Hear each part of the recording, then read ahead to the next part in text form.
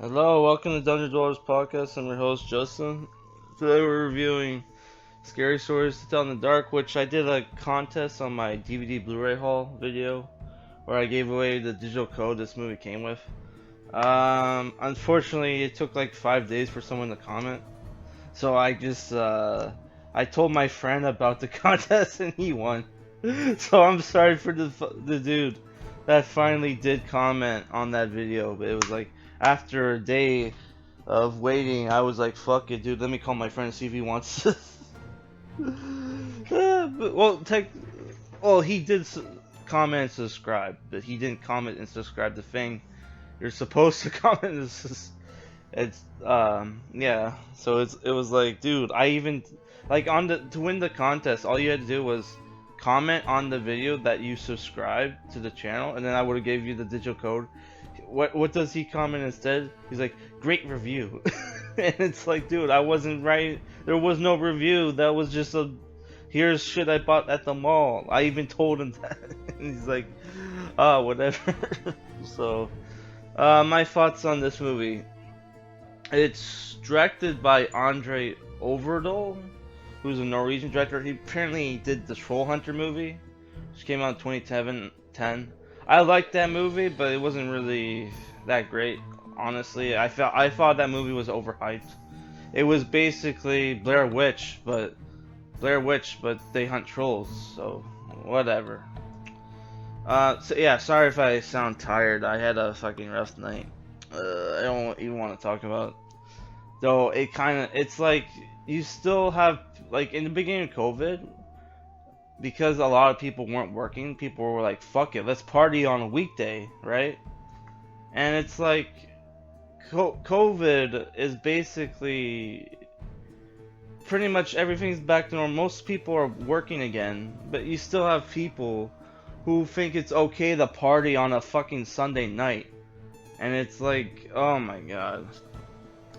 Fucking, and it was boomers. I could tell by the music that they were boomers also, which is fucked. Like they were playing like Metallica and fucking Led Zeppelin. Uh, which was like, dude. Like, why are boomers like fucking partying on a fucking Sunday night? It's like, don't you fuckers go to sleep at 8 or some shit? Oh my god. So my thoughts on this movie was I was interested in it because of the scary, the creepy monster designs. I wouldn't say scary, but there's some creepy monster designs in here, especially the fat girl with the fat girl with the big head that has like big smile on her face. I thought her design was pretty cool. But then you watch the movie, and apparently this was based off a book series that was initially banned in the 90s for having gratuitous violence. You watch the movie, and most of the deaths in the movie are bloodless. The first death there was some blood, but after that, they're completely bloodless. The it's like they took the kids and teleported them somewhere. If people don't know the story, it takes place in 1968. I would say I thought this was cool because the movie starts on Halloween, but the horror movie shit doesn't happen until after Halloween's over. So I thought, okay, that's kind of cool. It's like a post Halloween movie where that was interesting. So the story is it takes place in 1968. You have these group of characters who are like the it's kind of like they're going for like a Stranger Things feel where it's like you have these group of characters that are kind of the losers. So you got like Stella Nicholas played by Zoe Margaret. You got Chuck Steinberg as Austin Sager, and you got Gabriel Rush as Augie Hildebrand, who he looks like a teenage Zachary Quinto, which I would have been like, hey, is that Zachary Quinto's son or something? And then I remembered, oh yeah, Zachary Quinto's a homosexual, so that's not possible. Uh, and this guy, I wonder if is he related to Jeffrey Rush? Uh, no. Probably not, dude. This guy, he's an American and Swedish actor, and for some reason it says genre techno. What the fuck? Okay, so it's like you got young 20-year-olds playing teenagers. That's okay. So on Halloween, these three kids decide to get back at their bully, played by Austin Abrams as Tommy Milner, who's the first victim in the movie, where they throw eggs at his car, they throw a bag of shit that they lit on fire, and it lands in his lap, which was that scene was pretty funny, honestly. They run away from him, and they meet this Mexican American drifter, Michael Garza, played by Ramon Morales. Sorry, no, that's the opposite. Michael Garza is the actor, and his character's name is Ramon Morales, who's like a draft dodger who's like, you know, on the run, because the war in Vietnam is going on, right? So they meet this guy. They have Stella and Ramon kind of have like this romantic connection. They go to the local haunted house, which almost every town has like a haunted house. Like my fucking town, we have 3 haunted houses. One of which is boarded up like this house in the movie, and like apparently people died and even in my haunted house in my town, apparently the most famous one, like people died in it, and that's why they don't even try to sell the property. They just leave it boarded up and they have it fenced up. So haunted houses are apparently real, for people who didn't know that. Yeah, so like they hang out at this haunted house. Apparently there was this albino chick. The haunted house belonged to this rich family called the Bellows. They had this daughter who was this albino chick who would tell scary stories. So what do you think happens? The Sarah Bellows haunts the kids, and she writes scary stories that come to life, and they kill the kids one by one until they have to do what every ghost story movie does, where they find out, where it turns, like the movie turns into an episode of Supernatural, where they have to figure out what pisses off the ghost so much that she would want to kill people after she died. So after they realize that, then they try to make things right with the ghosts, and that's the end of the story, right? So there's some creepy monsters in this movie, but the problem is they're CGI. So you're having these like CGI monster death scenes where they're killing the kids, and it's like bloodless.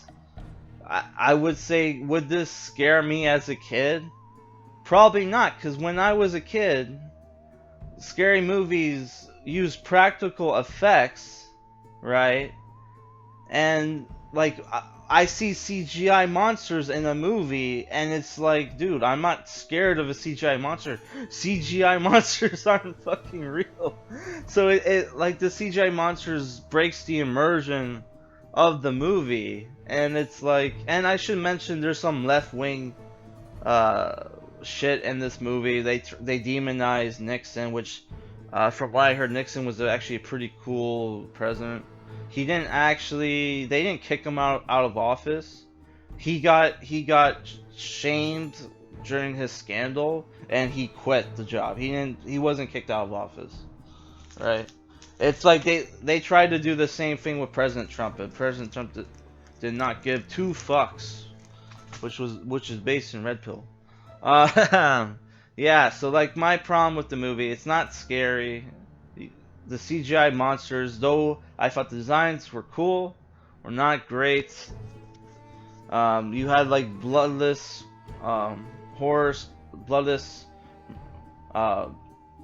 murder scenes, or sorry, death scenes were like it's not. I don't know. That shit's not cool to me. The acting, I thought the acting with all the kids was great. Though the dialogue could have been better.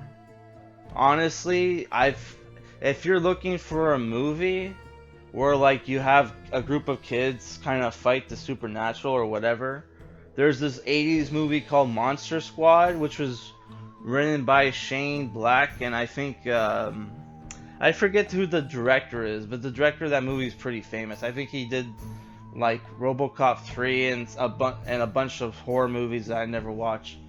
What was it? Fred Decker is that guy's name? I can't remember. But yeah, watch Monster Squad. That's a way better movie than this. I actually was trying to look for my copy of Monster Squad to review it. I think I fucking lent it to somebody. Which I'm pretty sure I saw it earlier this year. I just don't fucking remember where I put it. Which I need to reorganize my fucking horror movie collection. I fucking realized that I had 2 copies of John Carter's Halloween.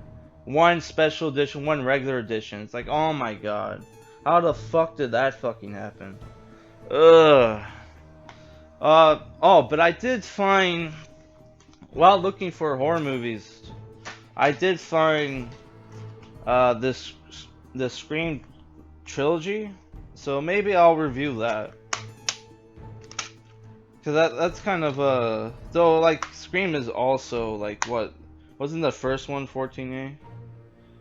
Yeah, I don't know. We'll review that, and I also got the Tales from the Crypt double feature movies, so I'll check that out. I don't really feel like watching Demon Knight again. I watched that last year.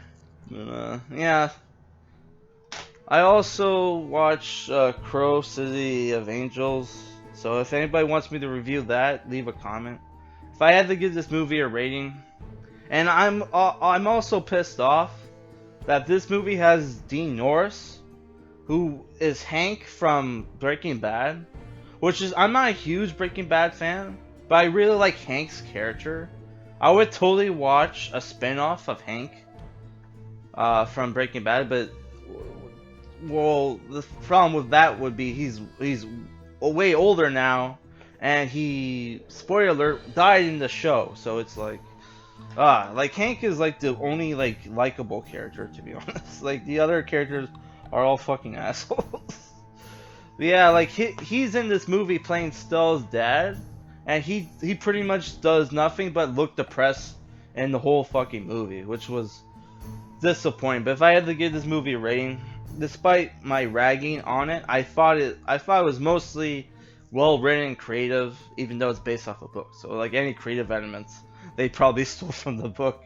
But I would say the movie, I don't know, dude. I think it's like it's a solid 7 out of 10. It's a great movie to watch if you're like, because sometimes you don't want to watch a rated R horror movie on Halloween. Sometimes you just want to watch like a horror movie with like, you know, teenagers and kids, because you know, when you were a kid, when Halloween came around, you wanted like this sense of adventure. You wanted to have, you know what I'm talking about, guys. You know what I'm talking about. On Halloween was an adventure. Like you were always like, I was always hoping something cool would happen on Halloween, which it never fucking did. Which that sucked. But yeah, like, you know, for nostalgia's sake, sometimes you want to watch like these Halloween movies where like, you know, kids fight ghosts and shit, which is what I always wanted to happen as a kid. Unfortunately, I didn't have ghosts fuck with me until I was already like in my teens and like 20s. Sorry, I was like 19 when I had my first like sleep paralysis dream. Which on Halloween, I'm gonna tell you guys some of my ghost experience, which were pretty fucked up. All right.